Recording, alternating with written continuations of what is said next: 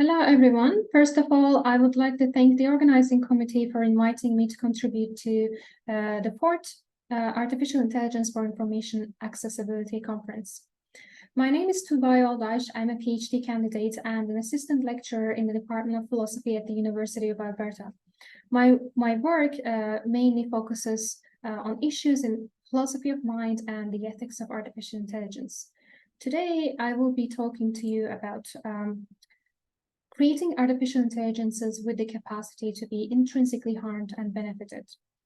So a lot of work in ethics and AI has been done on the effects that the design and use of these technologies may have on individuals other than AI systems themselves. Some of the areas in which AI has a huge potential to make positive impact on individuals are healthcare, transportation, security, finance, criminal justice. On the other hand, potential dangers regarding the design and employment of these technologies have been discussed intensively as well in areas such as the workforce, the army, consumer data privacy, security, data bias, value alignment, and AI-related catastrophes such as existential risks. But today, my talk rather concerns AI systems that we are likely to create in the future with certain features that would make them morally significant themselves. My doctoral dissertation project lies at the intersection of the philosophy of mind and the ethics of AI. And I asked these questions such as, what is the nature of the mind? What is the nature of mental states? Which entities have minds and mental states? And what obligations do we have regarding entities who are capable of having mental lives? So let me share my slides with you. So the title of my talk today is Thinking about Future Artificial Moral Patients.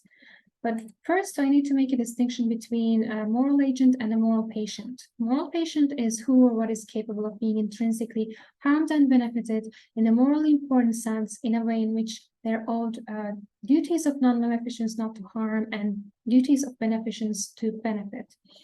Intrinsic harms are the harms that are harmful in themselves, not because or in virtue of bringing about certain effects or some consequences. For example, pain is usually regarded as one of the paradigmatic examples of intrinsically harmful mental state because it is unpleasant and we are aversive to it, not because in virtue of what it brings about, such as death, but because it is itself harmful.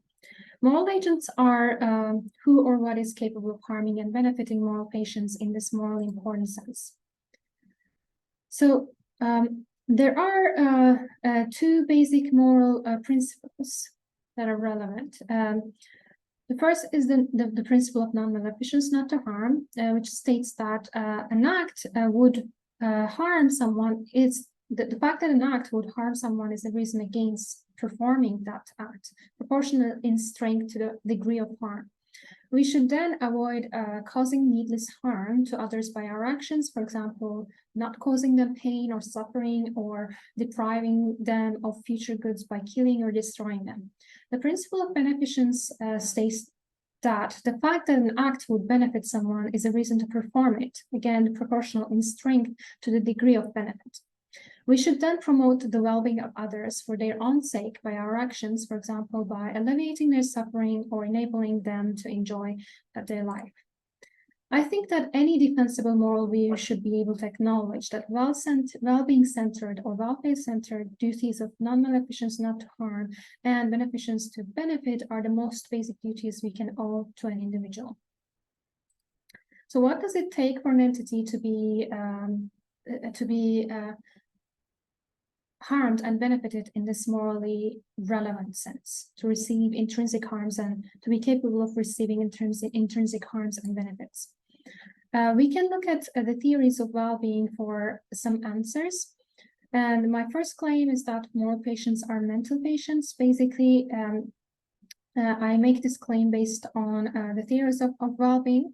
We can categorize them into three. So there are experiential theories stating that that the only things that are beneficial, intrinsically beneficial or harmful for individuals are phenomenally conscious states, states like motivations, desires, beliefs, and experiences, or states that there is something it is like to be in. So, for example, there's something it is like for me to be experiencing arm pain.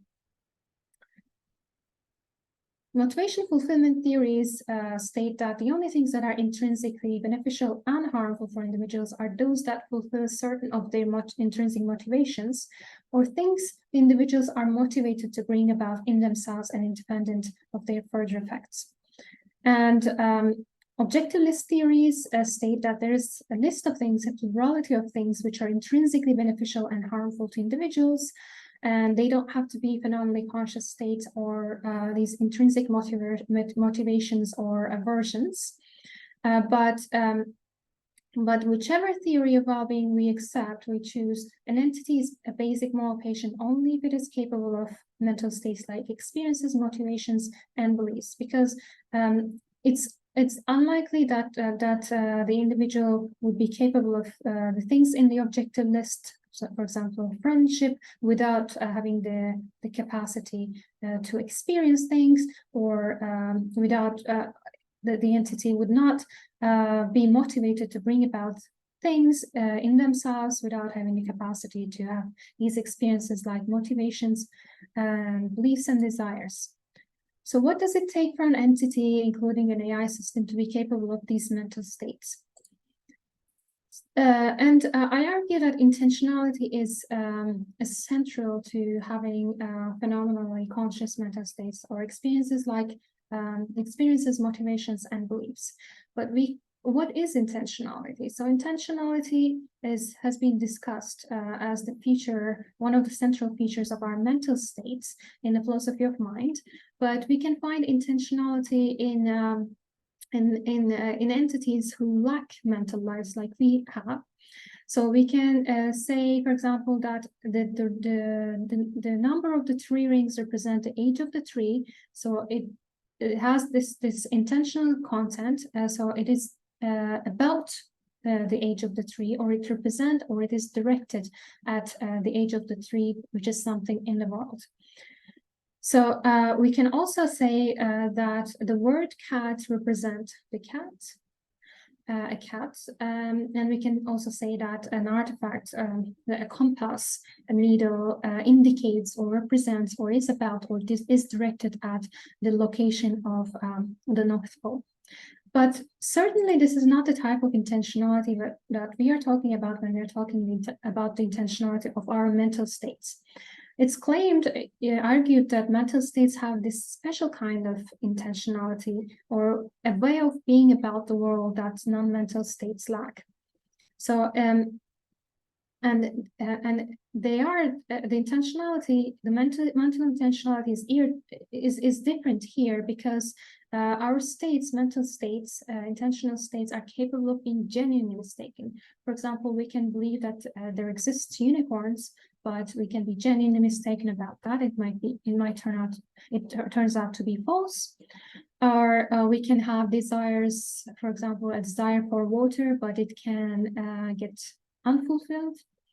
And also on our mental states, the content of our mental states or intentionality of our mental states is not derived for the intentionality for another entity or another state which or who has intentionality, unlike written and spoken words that get their meaning or what they're about because of and in virtue of the intentionality of us, our mental states. And also an artifact like a compass needle cannot fool itself or cannot itself be mistaken, but it can fool the observer, for example, when it's malfunctioning. And In contrast, our mental states can be genuinely, or we can genuinely fool ourselves into believing certain things that are not true. Okay, so about motivations like desires and urges, they don't really represent in the strict sense, like, for example, our beliefs representing things like my belief that the sky is blue, but they have this, what is called by Elizabeth Anscombe, a famous philosopher, the mind to world direction of fit. Or they try to fit the mind to match the world. For example, when I desire for water, I try to match the content of my desire to what is the case in the world. I want my desire to be fulfilled in the world. That's also a motivational kind of intentional content. So mental patients then are true intentional systems, meaning that they have this true intentionality.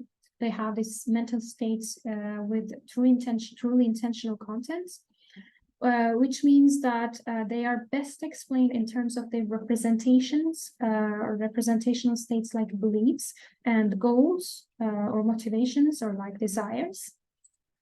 So what does it take for an entity to have these intentional states then? Another famous philosopher, Daniel Dennett, claimed that the best part of our explanation of the behavior of true intentional system is basically attributing them certain mental states like beliefs and desires. So the most ready and effective strategy to explain and predict, for example, each other's behaviors is by assuming a minimal rationality and then figuring out what beliefs the other person, the other agent ought to have, and then what desires it ought to have in relation or in relation to the place the agent has in the world, and then try to predict and explain what this rational agent would or will do to achieve her purposes in light of her beliefs and desires. So basically what Dennett claimed is that there's a way in which attributing these beliefs and desires to entities like us, true intentional systems, picks up a real pattern in our behavioral dispositions, and it doesn't happen for the systems that are not truly intentional. So basically, the real pattern is that we have representational and motivational states that are disposed to combine with a wide variety of other such states in a characteristic way to explain a wide variety of different behaviors. And we can use the intentional strategy towards AI systems to explain and predict their behavior. We can attribute them certain representations and goals or beliefs and desires and try to explain their behavior. Or, for example, we can use that strategy towards explaining the behavior of Go-playing system, AI system, and representations. We can attribute them representations or beliefs about black stones, white stones, Go board capturing, and attribute intermediate goals, like placing the stone in this territory and attributing this desire or goal of winning a Go game. But AlphaGo and successors and other game-playing AIs are limited by their designer and cannot manage issues in other domains than Go-playing or the specific game playing. And we can efficiently and accurately explain and predict their behavior by adopting design stance, which is attributing them some functions. So they serve to play this game, and then they are behaving accordingly. So what else do we need then? What does it mean to be capable of having mental states with true intentionality? So basically here, the third claim that I make is that true intentional systems are systematically flexible. And the main idea of that is we can explain the contents of the system's states in terms of what would successfully achieve the different possible goals the systems could have if they were to act in light of the different possible representations they could have. So, for example, we explain the systems, the content of the system's representation by referring to the content of the system's desires or goals, and then we explain the content of the system's desires or goals by referring to the content of the system's representations or beliefs, and then we posit the existence of some basic desires whose content does not refer to the content of the system's representations and beliefs. And then the last claim I make is that true intentional systems are egocentric, which means basically that an entity has the capacity for representational and motivational states like beliefs and desires with true intentionality if the content of these states has sufficient informational richness and is egocentric. So, for example, to represent an egocentric space is to represent oneself as having a location and an orientation or point of view from which one represents the details of the world. So they must have self-referential goals and representations. But game-playing AIs have inherently narrow goals, and that are not self-referential, is my claim. And then even if we give them more goals, more representations, that's not going to be sufficient. However, there are systems that are getting closer to this systematic flexible intentionality and the capacity for egocentric representations and motivations. For example, the generalist agent Gato can do a lot of tasks in different domains, can have a variety of representations which are capable of combining with its variety of goals to cause a variety of different behaviors. And also Waymo driver also has a lot of different variety of representations and goals that combine with each other to cause a wide variety of different behaviors. Okay, so these are some of the systems that seem to be getting closer to be basic moral patience in the future. And lastly, my last claim is that I think we should distance ourselves from creating AI systems with these features that would make them basic moral patience, because we are already doing a bad job of treating fairly the existing moral patients, existing biological moral patients, such as non-human animals and other humans, in so many ways. And then how we treat existing biological moral patients seem to suggest that we are not going to be able to do a great job of taking care of artificial moral patients, at least now. And also the resources that we would use to create the AI systems with these features can be instead used to mitigate harms on existing moral patients. Another concern is about unaligned AI, and I suggest that I argue that it might be particularly harmful to develop AI systems with these capacities, systematically flexible, truly intentional, egocentric representations and motivations in certain domains such as exploratory robots, autonomous weapons and vehicles, and automated personal assistants. And some of these systems already have a range of flexible behavioral dispositions across many domains. And the last but not least is that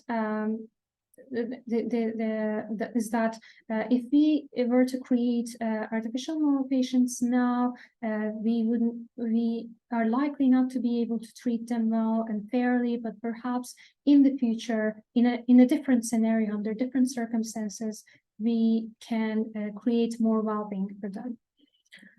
So my conclusion is that AI systems can be instrumentally beneficial to us in many important ways, but we should at least for now distance ourselves from giving AIs the features that are necessary for basic moral patience. Thank you.